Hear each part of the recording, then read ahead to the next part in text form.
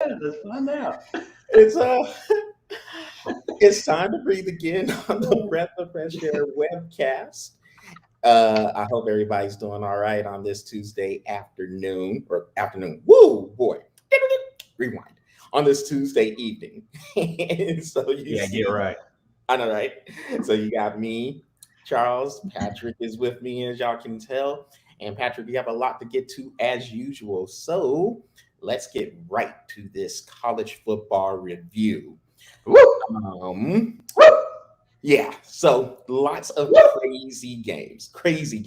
So, Patrick, I'm going to start this one off today because, well, my team blew a 28-7 lead against Oklahoma, and Oklahoma came back, changed momentum when Lincoln Riley, who I can't stand Lincoln Riley, but he is a good coach. I'm going to give him that.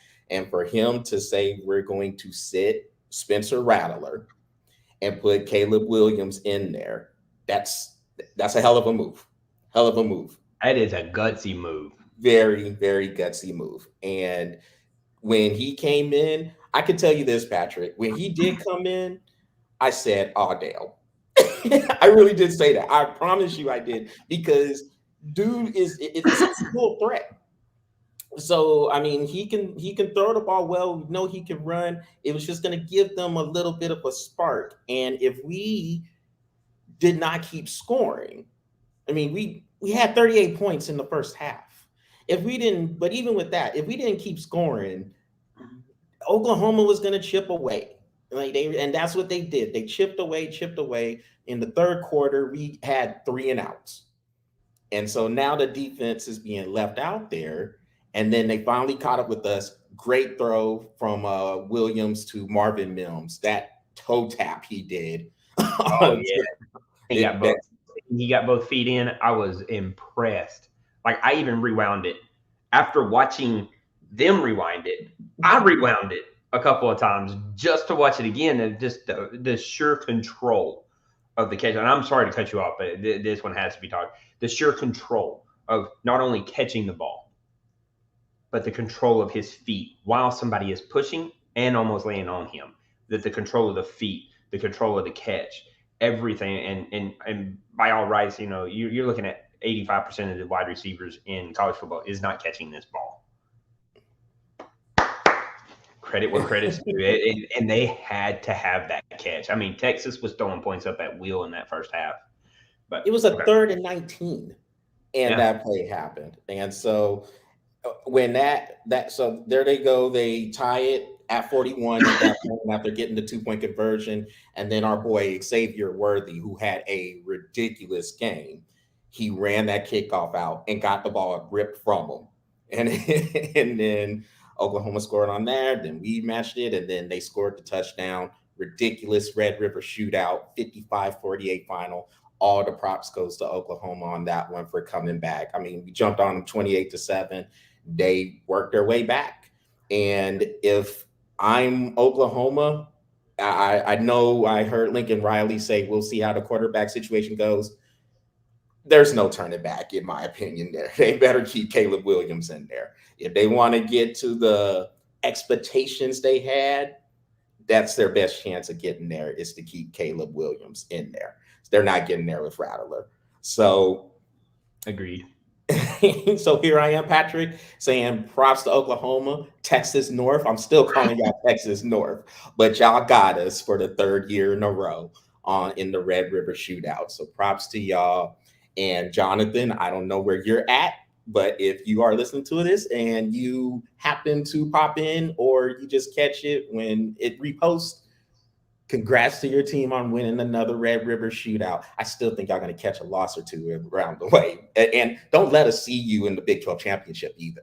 Oh, But there will be some furniture moving if it's a Big 12 championship and it's those two. I do that. I mean, with Texas having two losses now, that's pretty hard. But I mean, well, that's the first in conference. That's the first in conference. So oh if yeah, that's right. That's right. That's right. Because so Arkansas if was they can continue to, I mean, we got Oklahoma State coming in on Saturday, so it doesn't get any easier for us. So, and then Oklahoma's going to play TCU. So, yeah, I would love to get another crack at Oklahoma in the Big 12 championship, but for now, good game, Oklahoma. I'll give y'all that. It makes me sick to say that, but I have no problem admitting when I'm wrong. So, the other games, Patrick, Alabama getting beat by A&M. Wow. Yeah, Arkansas, Ole Miss. Wow. that was Um, a shootout, dude. yeah. You got Penn State losing to Iowa. Iowa, at least for now, survived the third that number 3 ranking. They don't have to worry about anything now. Oklahoma has to worry about it. Ah, Ah, all right. So we'll see. and I mean, y'all, I'll get to y'all in a little bit, Patrick, but y'all throttled Auburn 34-10 as well. So, I mean, those games, I mean, I can go some other directions too with these games. Kentucky, remember I said I wanted to see how Kentucky handled success coming off that win against Florida. They handled LSU, beat them by 3 touchdowns. So, those are the games I was looking at it. Handled it quite well. Yes, they did. And that's where I'm at, man. What about you? So you said you were going to get on the Georgia game here in just a minute, so we'll save that one. Because we'll talk about that. But I want to talk about this Texas Oklahoma game for just a few more seconds. I'm not going to say there's any worry for Texas. I mean, obviously these offenses are freaking phenomenal, and when you're dealing with the Big 12, this is what you get. You get total offense right here. Can't stop shit. Excuse me. Can't stop anything. But man, you want to watch a good offensive duel? Watch the Big 12. We need a dump button for you, Patrick. But go ahead. We need a dump button for you, man. We do need to. It's all good. Cool. But these two teams, and I'm not saying Texas needs to be worried. I mean, it is their first loss in conference, and honestly, the one thing that I want to see come next week. You said Texas has who they have? OK State. OK State. This is the perfect opportunity to finish a game. You have got to finish that game, and I know Oklahoma is a high-powered offense as well. I do, and they're going to score. But looking at what Texas was up, that 28-7, man, you have got to close the deal.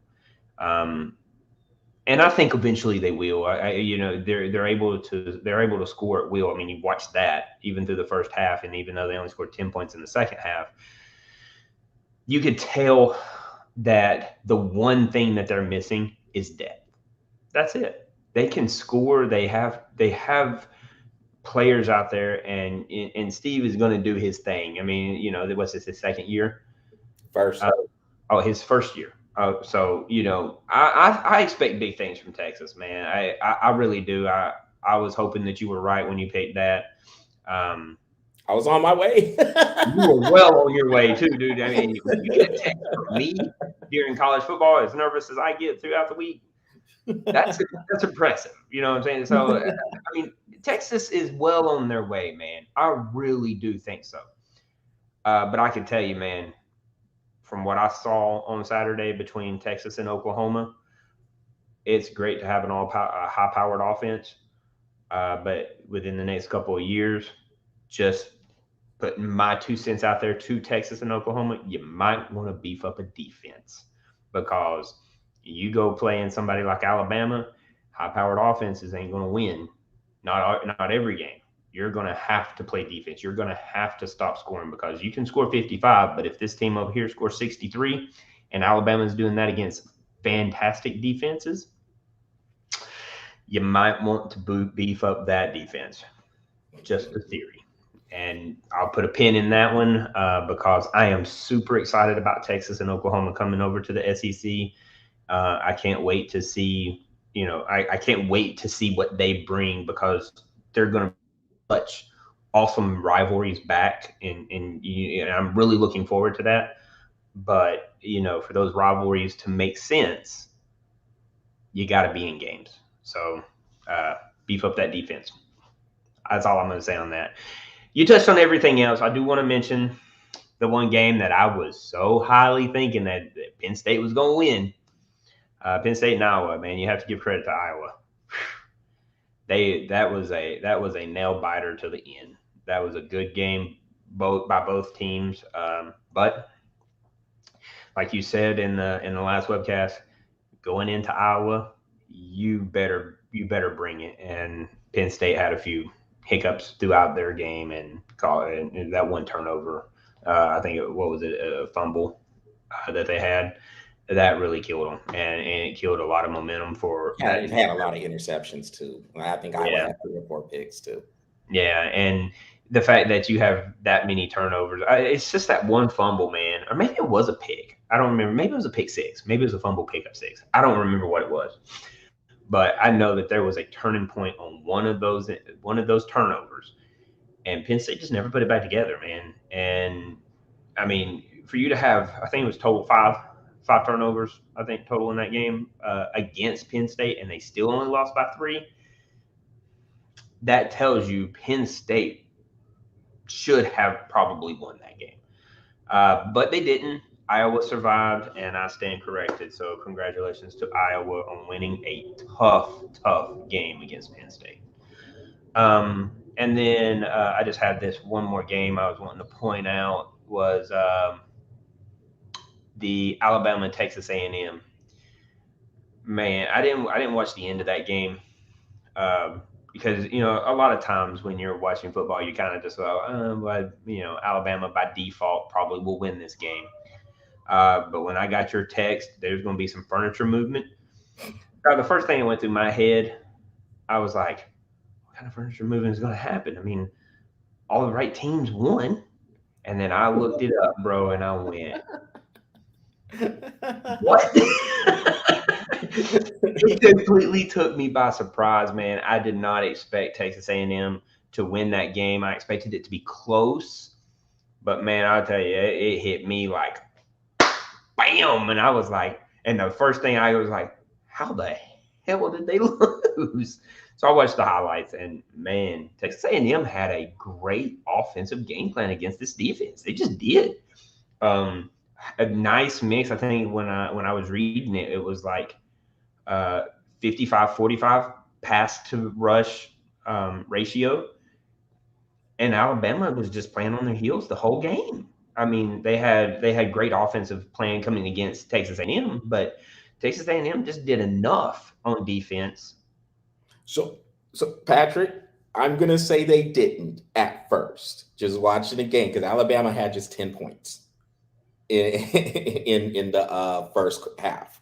So A&M had them off balance because they were able to mix up the coverages and those blitz looks that they were bringing. And Alabama had a lot of problems with it. They had crowd troubles. The crowd in College Station was on fire. Now, after halftime, they made the adjustments and they just started just putting together long drives to wear the defense out. But A&M, they hung in there long enough to where once Alabama did take the lead, because they came back and took the lead 38-31, A&M had a response drive, scored a touchdown there, and then they were able to get one more stop and then the field goal to win. So the first half, A&M hit them. They hit them in the face. And I think that's what Lane Kiffin and Ole Miss was wanting to do. They just I don't now that I'm looking at it, I just don't think Ole Miss has the personnel to hit Alabama like that. Texas A&M, on the other hand, hindsight 2020, Texas A&M actually does have the personnel to hit Alabama in the face. And honestly, I don't think Alabama was really expecting a no-ranked team to come into Texas A&M, who is not ranked, and put up a battle like this. I'm going to tell you, man, this year is crazy. There has been more movement in the top 5 than I remember in 15 years. This is crazy. So that result, very shocking, of course, Alabama going down. I'm going to go back to Penn State and Iowa, and I'm going to make this comparison with Penn State and Oklahoma. Reason why I'm going to bring this comparison up is because Penn State lost their starting quarterback. He got hurt. Sean Clifford. He got hurt in the game. Took a hit in the pocket. He didn't come back. When he went out, it's like the Penn State coach, James Franklin. There was no plan. There was absolutely no plan there, and that game fall apart. When he went down, Penn State was well on their way. You was going to be well on your way to winning that prediction. They were already up 14-3, and he went out, and the Penn State offense did nothing. Lincoln Riley, on the other hand, and again, you know me, this is sickening for me to say this, but he puts in that quarterback, Caleb Williams, and for him to play that way, I'll definitely great credit to Caleb Williams for coming in that big of a moment, but that's also preparation, and that comes with the coaching. And Lincoln Riley made sure that these moments happen. He's ready to go. Cannot say the same for the Penn State, for the Nittany Lions there, because when Clifford went out, that offense fell apart. Yeah, and that's on the coaching. That is on the coaching for not having a backup game plan. I mean, yes, I get it. He's a backup quarterback, but that dude, if he comes in, he should be ready to go. He looked lost out there, and then in Kinnick Stadium, like we talked about, tough environment in Iowa. And so I'll make that comparison with the coaching and just kind of put a pin on that. And yes, I'm saying Lincoln Riley's a better coach than James Franklin. I would say so too. Got one more game that I want to talk about, and then I am done for last week. I want to mention this Michigan Nebraska game. Michigan going into Nebraska, which is a hard environment to win, and they did their thing. They won, but man, let me tell you, Nebraska came ready to play. I wouldn't have been surprised if Nebraska beat them either. Honestly, I'm just not. What surprised me the most about this game was the fact that I haven't seen Nebraska play like this all season. They played Oklahoma tough in week 3. Oh, they did? I didn't watch that game. I watched a lot more of this game, but man, I haven't seen Nebraska play like that. And if they played Oklahoma tough in week 3, 23-16 final score in that game. Wow. Well, they need to do more of that. The way they fought Michigan had to win that game. I mean, in many different ways, they had to find ways to win that on both sides of defense, and they had to do what they needed to do in special teams because they had a couple of kickbacks that are punt returns and kick returns that were set them up for fantastic field position.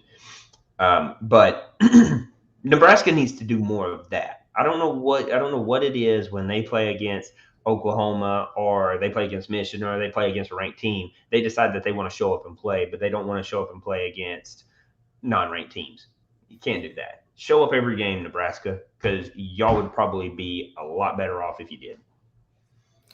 All right. Well, Patrick, hey, before we move on to next week, man, and I know you're going to say something about this because this is your team we're talking about, but I wanted to bring up this point about Georgia. So I was talking to Bear, Alabama fan. For those of y'all who don't know, that's what Bear is. If you want the story for why I don't give them full credit for that, just ask me off that. But I would tell it on net, but we got a lot of show left. So, with Georgia, there's something different about Georgia this year. They have to finish the deal, get it. And then we're about to get into what we're looking forward to next week. That's the game of the week with Kentucky. But that's got me nervous, dude. This is the nervous I'll ever be in a single season, bro. I'll tell you right now. But this year feels different with Georgia. And the reason why I say that, Patrick, is because when Georgia is playing these games this year, they are coming in and they are handling business.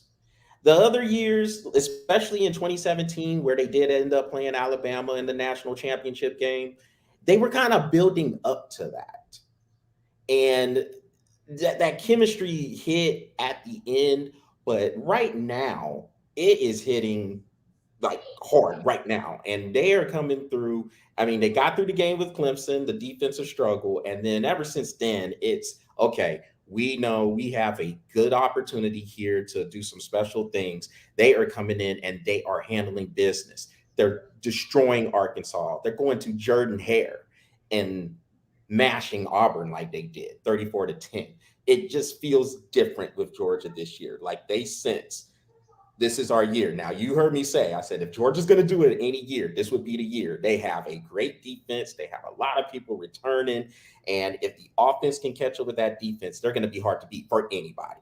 And that's why I think it feels a little bit different this year. Obviously, this is a crazy year. So we'll see how it turns out. But right now, if I'm to give an opinion on Georgia, it feels different. Like this, like they're on a mission this year. I agree. This is what I've noticed different about this Georgia team. All the points you said. Look, when you hold a Clemson team that scores, to date of just this season, when you hold a Clemson team to 3 points, that's averaging 30 points a game.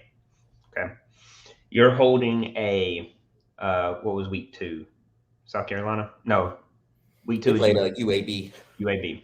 And you hold a UAB that to date is scoring 30 points a game to 0. Then you hold South Carolina to 10, who is scoring 35 points a game. Then you come into Arkansas. Who was the one right before Arkansas? That was it was Vanderbilt. Vanderbilt. Okay, Vanderbilt scoring 30 points a game right now. Just so you know, Against UConn and everybody else, yes. Yes. But I got you. They hold Arkansas to 0, who's scoring 40 points a game. All of that to tell you that Georgia has allowed 26 points in 6 games. That's amazing. And that goes a lot to do with the speed. Recruiting, coaching is definitely got something to do with it. But the thing that to me that feels different about this Georgia team is this is the first time in a long time that I've seen these kids play for the person beside them. That's what I've noticed. A lot of times you see them, they're wanting these defensive ends or these defensive tackles or these safeties. They're wanting it for them. But this team doesn't. They make their shifts. And just watch the defensive line. Georgia is probably one of the best ones I've seen in a long time do it. But watch that defensive line when it shifts. I've never seen such unison. They are fast. This is the fastest SEC team I've seen in a long time. And we used to say this: there's fast, there's SEC fast, and then there's Alabama fast or Georgia fast. Yeah, said team who wins the national championship. This team is fast, and where they're not fast, they make up for in angles, shifts, movement, throwing off the offensive line who they don't know who they're going to block for now. You know what I'm saying? And they have got such talent that they hardly get penalized. And they're just so disciplined. That's another one. And on top of that, when you're pulling out your first string defensive tackle and you're putting your second string defensive tackle in and you're not losing any talent, that's hard to beat. And then when you're pulling him out and you're putting your third string defensive tackle in, which they did many times against Auburn, and you're still not losing any talent, that's hard to beat. And they're turning them out. Like, I don't really see a defense that is in Georgia that's tired. They're constantly moving. They're constantly battling. And they know plays, 3 or 4 plays in advance. Then they're coming off the field. As soon as a tackle's made, you're watching people pop off the field and their own before the next play is even being done by the offense. this defense in Georgia is the best I've seen. And a lot of people are like, well, it's the best I've seen since the 2011 Alabama. I'm going to say this is probably the better defense than 2011 Alabama. They are good. Well, all right, Patrick, on that note, let's get to next week. With you being a Georgia fan, I'm sure that's the game that is catching your. Oh, God. This one's got me nervous because I'm going to tell you, man, Kentucky always shows up big against the top 5 Georgia team, man. Anytime we are talking, they like to beat us down. With that being said, I have a lot of confidence in this defense. Like you said, if this offense in Georgia ever catches up to this defense, it might be a wrap for a lot of teams. Which I think the offense is close though. Like the offense isn't too far behind. Like we know they're going to run the ball. They just got to run the ball. We're fixing to get our third string running back again. I think he comes back this week. So now we're going to have 4. Maybe we'll get our 5th running back. All 5 of those running backs are 5-star blue chippers, dude. I mean, they just bomb, and every one of them can run, and every one of them will beat you down. I think we're about 2 weeks away from getting our wide receivers back. So, I mean, if we're doing this and we don't even have our top 3 freaking offensive key players, this is what we're doing. Yeah, we're right there about get ready to hopefully do some smash mouth football. So I'm hoping we get those key players back. But I am going with Georgia. I think Georgia's defense is just going to be all over the place on this Kentucky, and I got Georgia winning that one. I am very curious about the obviously the Oklahoma State Texas game. I want to watch that. And then there was one more. I want to see how Alabama bounces back. Obviously, Mississippi State, but I want to see how they bounce back. Obviously, I feel that they're going to. Alabama is one of those teams where I don't want to be the coach or the team against an Alabama team that just lost. You know what I mean? That's the type of Alabama team. And don't get me wrong, Alabama's sitting there just really pretty at 5. And all Iowa, Cincinnati, or Oklahoma has to do is just catch an L, and they're right back in the mix. So I don't even count Alabama out. But I do not want to be that Mississippi State team coming from an Alabama team that just lost. So that one, and I want to see this Tennessee Ole Miss game. I saw a lot of growth in Tennessee in the quarterback and the throwing game that they had last week. I want to see them build upon that and have some success. I do think that they will probably carry a boat whooping, but I want to see this Tennessee team build on the success that they've had over the past couple weeks. They can beat Ole Miss. That game's in Knoxville, right? Yeah. Yeah, they can beat Mississippi, man. I think so too. Yeah. I mean, they could, but the offense has to play like they played last week. They have to. If they don't, they ain't gonna win. I'm looking at. Pretty much. I'm sorry. I got one more. NC State and Boston College. That's going to be a good game. It is, yes. The way it's going, that could determine the winner of that ACC Atlantic Division because Clemson. But yes, I'm with you with all those games. Yeah, Georgia, like we were just talking about, man, they look like they're on a mission this year. So Kentucky is coming in undefeated as well. But yeah, I think Georgia, especially there between the hedges, I think they'll win solidly. I can see that being a 10 to 14 point win. You got what was the other one that you had brought up? Yeah, see how Alabama responds. I'm with you on there. I think there'll be some things cleaned up there. So yeah, I'm with you. I don't know if Mississippi State wants to be there in Starkville, even though that game is in Starkville. Um, I don't even want to be at home. I'm like, I don't even want to watch the game. I just don't want to. I don't want to see yeah. thrashing like that, dude. Nick Saban probably stepped in that locker room and everybody went, "Oh shoot." We're all gonna get yelled at, man. Dang. Till I next mean, week, ain't happening again.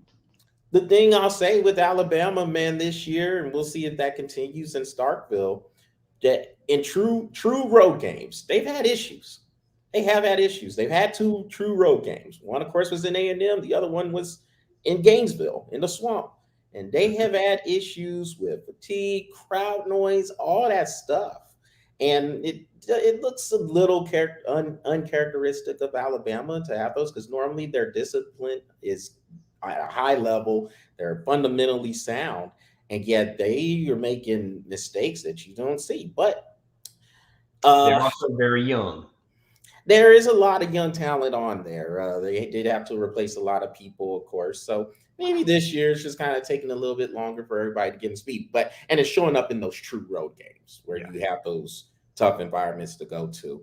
And I can tell you, Yeah, the SEC championship ain't gonna be any different. That's played in Georgia, yeah, and it's only a short drive from Athens to Atlanta. And as Georgia fans, we travel really well in those short yes.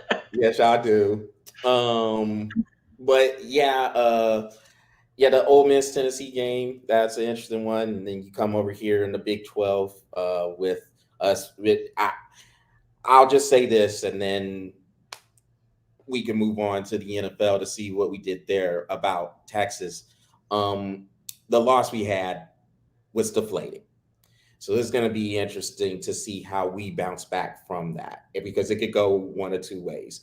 Either we're going to use that loss to just kind of fuel us, galvanize us for the rest of the season, or we could just fall flat on our face and, and we just get blown out of every stadium. which would really be sad because y'all are still in the mix for the Big 12. Still. Yes. So Yes. I hope not, man. I hope they come out ready to play and they put it on Oklahoma State, man. No disrespect to Oklahoma State, but man, hey, dude, I've already considered Oklahoma and Texas SEC family now, so I'm rooting for them. I don't give a crap about Oklahoma State. I need Texas to win. We That's what can. and y'all No, can. we But you can. Yeah, y'all got to absolutely. get that loss out of your head. Leave it on the field, move to the next week, and put Oklahoma State where they belong in the L column. Well, shoot, man. I guess we can move on to the NFL and see what games caught your attention from last week.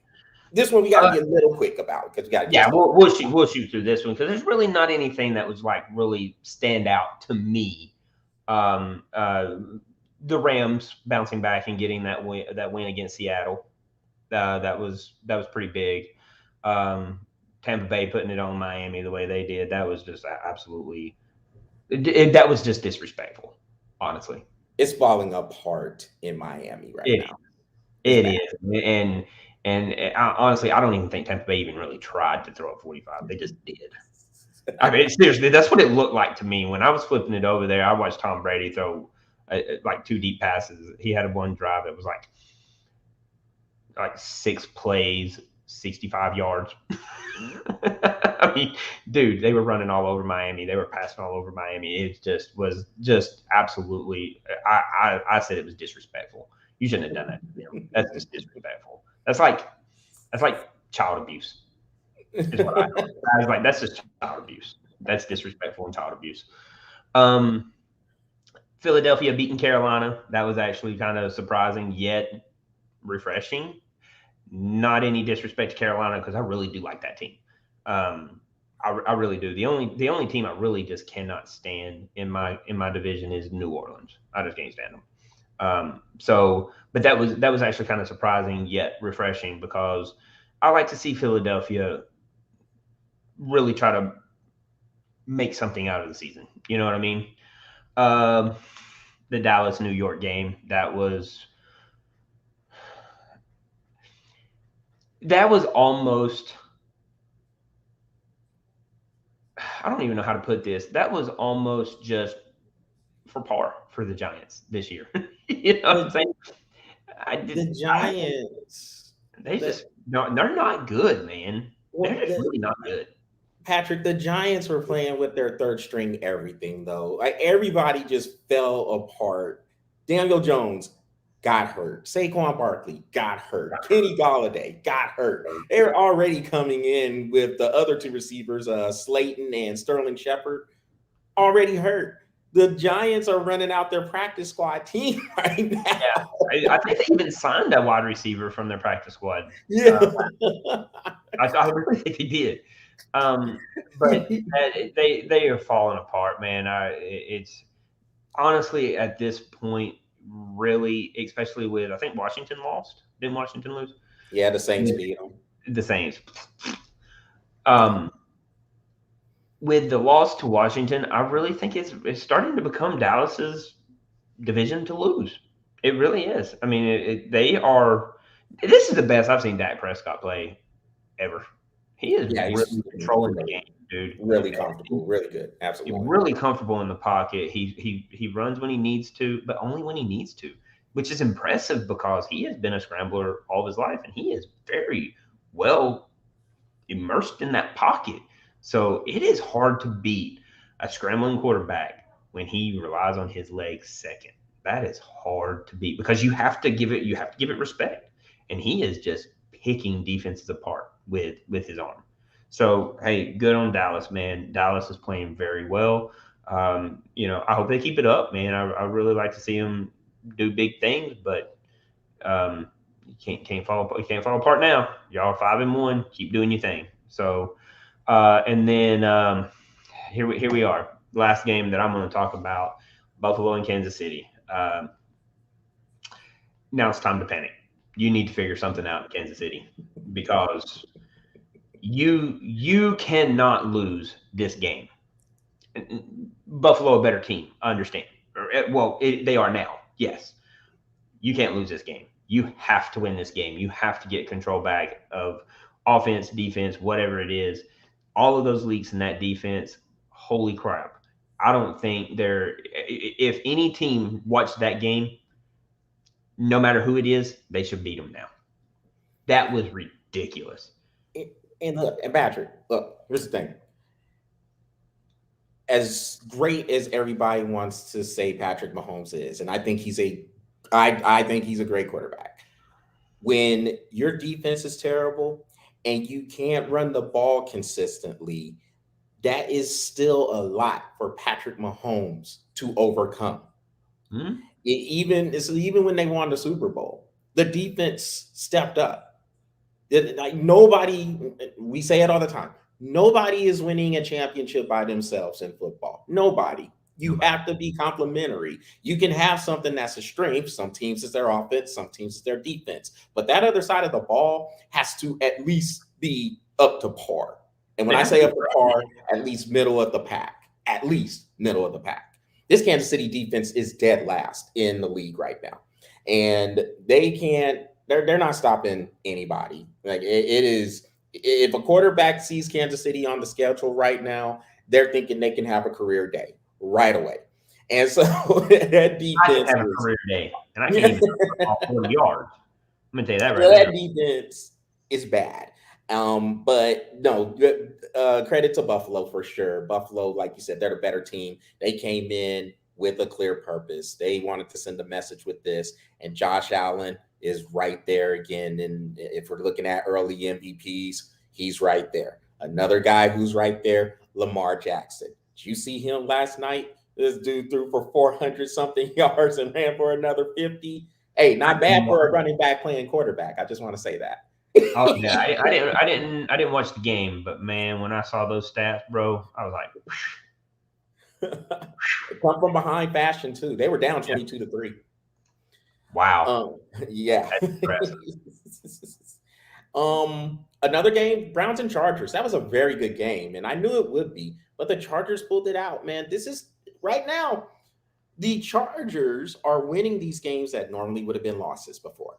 These Yeah. tough, close games. You got to give them credit there. And Justin Herbert looking good as well. He right there with Josh Allen, Lamar Jackson right now. Early MVP. You could throw Dak Prescott in there too, I think.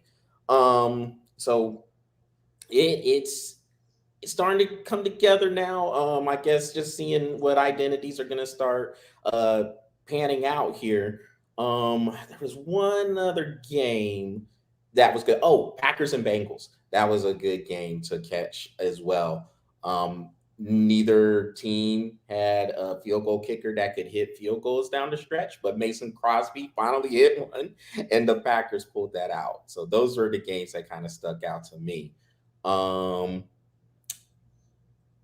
Next week, what do you got? Bro, I looked at this and I wanted to pick a couple of games that I was just like, man, I really hope I would like to see this but there's really only two games I'm really interested in, and that's the only two: Chargers and Baltimore. I want to see that one, and the Arizona Cleveland. I think Cleveland gets them. I think Cleveland gets them, man. I really do. I don't know why. It's one of those feelings. I think it's one of those. What do we call them? Catch games. That we call them. I mean, it's at Cleveland. And Cleveland is tough at home. I could easily see Cleveland. I think the 49ers should have beat the Cardinals last week. They just couldn't finish drives. They held the Cardinals to 17 points, Patrick. That Cardinals team has scored 30 points in every game they played this year until they played the Niners. But 49ers couldn't score. So now we're sitting at 2-3. But I am excited for the future because I think the team is starting to come together to where if you have a good team, that 49ers team is good. And honestly, they're better on the field than I would ever give them credit for on paper. And that to me is a scary situation. Because if you could get that 49ers team to stay healthy, one, and two, really one of the biggest problems I've seen when I watch the 49ers is just the meshing together. If they will just mesh together and look at the season and say, instead of saying 49ers, we can win this. I'm telling you, man, I think it's a mindset for that team. And once they get that mindset right, they're going to be freaking scary. They're a good team. And you can see glimmers of that last week. They just couldn't finish drives, like you said. But that defense, man, that defense is starting to get it. It is coming to them, and they're starting to move. They're going to move in that right direction. 49ers have big future, man, in the way they're going. Oh, look, Jonathan showed up. Hi, how you doing, Jonathan? 40 minutes late. Yeah, 40 minutes late. How are you gonna show up that late? Well, you missed my tribute to Oklahoma, and I'm not doing that again. So, and we did say that too. We did say Caleb Williams needs to be in there. Hey, if you want to beat the best, you gotta. If you want to be the best, you gotta beat the best. That's the way I say it. It's funny, so the funny thing is, I think we wanted Rattler to stay in that game before. The fans wanting Caleb, but the team wants Rattler. Yeah. Oh boy. Yeah. Hey, we got jokes down here, Jonathan.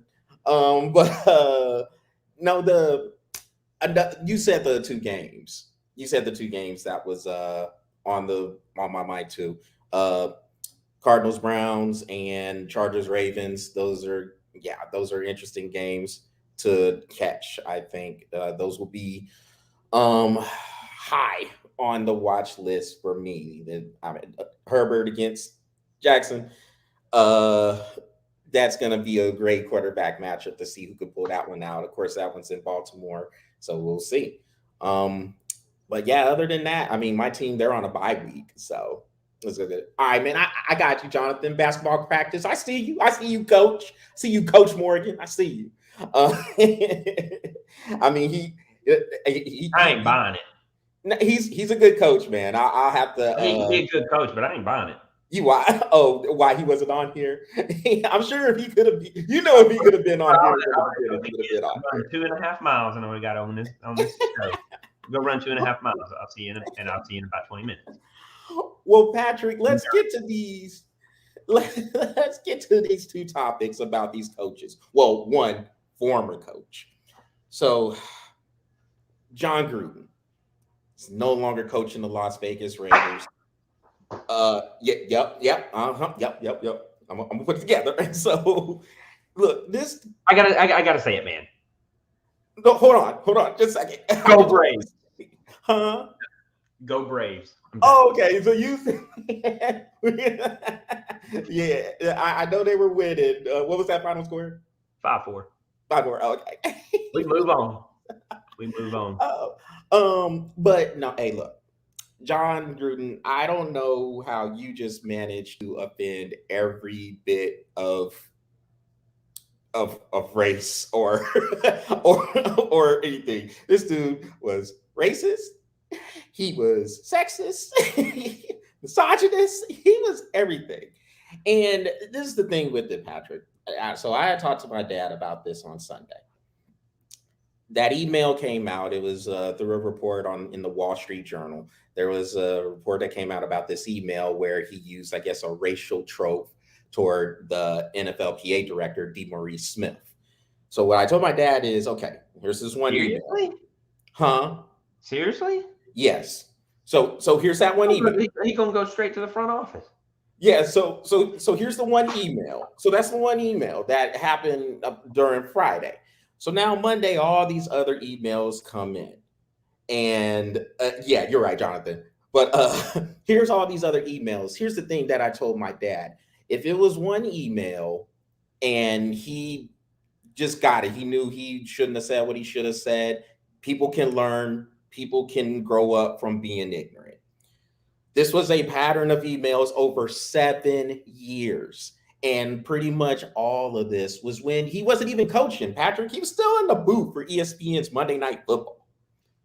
So I'm just going to say this with Gruden. Number one, I never thought he was that good of a coach, ever. He won that Super Bowl in Tampa Bay off of the team that Tony Dungy built. Then he comes in there and basically gets all the riches. Mm-hmm. He wasn't there when that team was where they were running around like a bunch of orange sherbet sticks running around there. He wasn't there. He wasn't like there. If this was Oregon, they'd burn the school down. Yeah, right. No, I take that back. Oregon would probably make it look good. Yeah. He wasn't there when that team was averaging 2-14, 1-15 seasons. He came in there after that team was pretty much ready-made for him to come in there. He could give a little bit more of an offensive kick, and that's what brought Tampa Bay over there. But he hadn't won a playoff game since that time. That was 2 decades ago. And so he hadn't won a playoff game since that time. He was grossly overpaid anyway when he got signed by the Raiders. 10 years, $100 million on a contract? Are you kidding me? For Jon Gruden? And he hadn't coached in like a decade before that? Crazy. Ridiculous. And the Raiders weren't doing anything. They hadn't made the playoffs with them. And now it basically comes out that he's a garbage human being. So good riddance to him. Get out of here. Bye. And it's only going to get worse because, like Jonathan said in the comments, man, there's going to be a whole bunch of emails coming. Just mind you, Patrick, those emails were uncovered due to an investigation into the Washington football team. And I guess Jon Gruden was emailing these to I don't know if he's still the GM or team president, but it's Bruce Allen.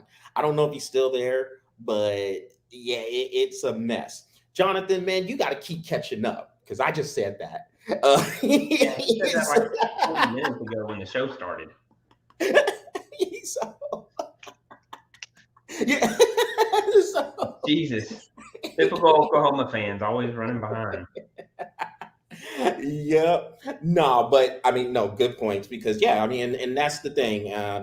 It's a mess. And if you're the Raiders, here's the thing, Patrick, and then I'll be done with this point because, like I said, Gruden's douchey, whatever. For the team that is still left, for those players that are still there, and for the coach who's going to be the interim coach, Rich Sasakia, I think his name is, this is where these tough difficult conversations are going to have to start happening. Mhm. Everybody talks about wanting to have these conversations. This is where it's got to start happening. That coaching staff, they were under Gruden. So questions are going to be asked. Do you feel the way Gruden was feeling, apparently?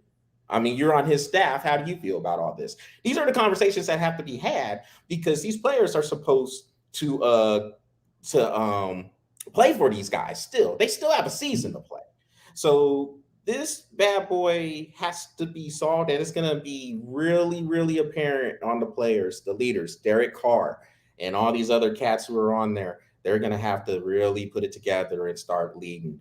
To answer your question, Jonathan, I don't know who's going to be the Raiders coach next year. I mean, Let's see how the in-room coach does, and there's going to be a lot of coaching movements next year, because offensive coordinators and stuff like that. I mean, look, who knows now? Here, if you want to name Dan Quinn. you think you think he leaves Dallas as the defensive coordinator? I mean, he Probably. could. It's Hey, possible. look at what he's doing right now. Mm-hmm. It's possible. Come crazy, but I mean, look at what he's doing right now. He's doing his thing in Dallas, so why not? So I mean, I think all right. If it's me, Jonathan, I guess I'll answer it this way. If it's me, I'm definitely trying to pluck Tampa Bay's coaching staff, whether that is Byron Leftwich or Todd Bowles. Those are your offensive and defensive coordinators, respectfully. Um, we'll see if Eric Bieniemy gets a crack at it at Kansas City. I know he has been in the running for coaching jobs, hasn't quite gotten them yet for whatever reason. But I would look at him. And then, like you said, Dan Quinn, what he's doing on defense for Dallas, whose defense was terrible last year. Right now they're playing well. We'll see. There's some candidates out there, but Put a pin to put a name out there, and this is who it's really hard because there is some really good candidates out there that are, and that's just off the top of your head thinking these three teams. I mean, we still got 28 more to go through. You know what I mean? right. And don't get me wrong, I don't think you can knock off several of those teams that are just kind of out of the running, but for the most part, you got some really good candidates out there. Yeah. I'm plucking Tampa Bay staff. One of those coordinators I would look at right away. Because what you're gonna need, Patrick, you're gonna need a coach. You're gonna need a tough-minded coach. And I know, I mean, all those cliches are out there, process, whatever. But in this situation with the Raiders, you're gonna need a tough-minded coach that is going to basically put a culture together. That culture is broken right now. And it's broken because they put so much money into Jon Gruden, and now he's out like 3.5 years in. So that's like 6 years and $60 million that is basically left on the table here.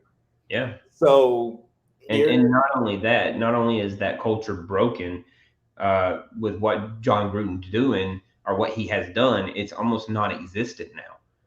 I mean, he is literally everything he built is gone. Yeah, it's like cancer. He's a cancerous cell that has just ate away at everything and anything that's in that. So whoever you're hiring, you have to look at that front office and the leaders of that organization saying, whoever we hire, we need to be behind this person for more than just 2 or 3 years. I mean, we're looking at 4, 5, 6 years of rebuilding cultures, of putting those expectations back into place that makes the Raiders what they have been in the past. It's not something that's just going to be rebuilt overnight. You're looking at 4, 5, 6 years of constant work that took Gruden 2 years to tear down. it's gonna take some time for sure. So whoever Mark Davis hires is gonna have to be a patient hire. I'm talking, I could give it about a good 4 or 5 years to try to rebuild this thing. If it happens before that, then that is gravy. That is a bonus. But But it comes out with respect, man, and you're not going to just get that respect from those players year one. You're not. yeah, I mean, and it's just going to take it's gonna take building the culture, having an understanding of the players, getting input from those players. And I mean, when I look at the Raiders, I don't think they're terribly off. I mean, they have pretty good offensive players there. The defense can use a little work, but I think they've shown signs of being better. So I mean, look, Gruden and the general manager Mike Mayock, they had done, I think, a reasonably good job of building the team, but everything is just kind of thrown way off onto the side now. What did Jonathan say? Okay, based on what you said, you're absolutely right, Jonathan. It is going to take somebody that has been a head coach before, and I mean, even if and let's just say hypothetically they go with somebody that hasn't been a head coach before, he's going to have tons of respect in his craft, whether he's an offensive coordinator or a defensive coordinator, maybe he's an offensive lineman, whatever the case may be. He has to have respect, not only in the organization that he's working in right now, but in the NFL as a whole. All right, yep. And so I mean, there's going to be more emails coming out. It's just a mess, hot mess. Yeah. And the players are the ones. Hillary Clinton, man. So, well, Patrick, one more coaching aspect before we get out of here. Dan Campbell, coach of the Detroit Lions. So after they lost to the Minnesota Vikings 19-17 on a last-second field goal, he was crying at the press conference. This guy. Now, Patrick, look, I don't have any problem with him crying. I'm gonna say that. I don't have any problem with him crying. Now, I'll say these two things too. If you're the coach of the Lions, man, there's gonna be a lot of losing. So you're gonna. Hey, dude, save your tears for another. There's gonna be a lot of losing for the Lions. So, yeah, man, I don't know. That's gonna be. It's week 5, man. Can you imagine how you might be in week 10 when they're 1-9 or whatever? Cuddle up in the corner, sucking his thumb, bro. And look, it's like this. I don't have a problem with him crying either. And you know, we're making jokes at his expense. What gets me about this guy is, hey, look, he's trying to stay true to his word. We're gonna fight. We're gonna scrap. We're gonna bite kneecaps. We're gonna bite kneecaps. And if we're lower than that, we're gonna bite ankles. And if we're getting stepped on, we're gonna bite toes. Dude, okay, look, I get it. We see where you're coming from. But you know, when you bite somebody's kneecap, they're gonna kick you. And that's what they're doing. They're kicking you while you're down. So start trying to tackle. Don't bite kneecaps. Try to tackle. That's what you're missing. But that's the thing, though, Patrick. It's all this tough talk, and then here you are, week 5, like, you're crying. I mean, look, again, like on the surface, like you said, we're making jokes, and we're not meaning to make jokes of this. Promise you, man. Like there is nothing. No, I'm meaning to make jokes about it. No, not on the surface of crying, Patrick. Not that far. No, dude, cry. Yes. I wish cheap talk to cry, but I can't do it. Get the emotions out. That is healthy. You want to be able to express those emotions. And look, football, as we know, man, it is an emotional game. Sports in general is emotional, especially if you're playing in it. You're going through these, practices, week in and week out, putting in the work, and you want it to pay off with a win. So I can understand that starting to kind of get to you, especially if you are an 0-5 football team.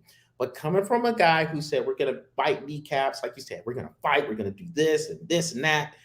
And now all of a sudden, man, you're crying, like you said, man, in week 10, he's going to be in the corner. He ain't even going to be at the table. He's going to be balled up, like rocking back and forth and stuff like that. Yeah. Like, I mean, dude, like I said, man, a lot of people were getting at him just for the simple fact that he was crying. They're like, "No, you can't do it." Nah, yeah, you can. You can cry. You can have emotions during a press conference. It doesn't make him any less of a man than if he wasn't crying.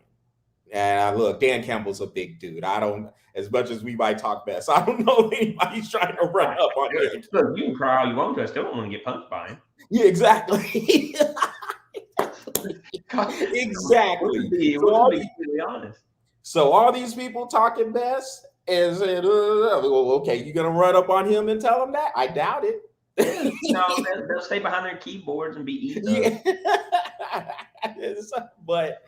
but yeah, all that tough talk right now, man, it just looks like it's falling on deaf ears if he's gonna come out here and cry. Now, this is the first time that we've seen him cry.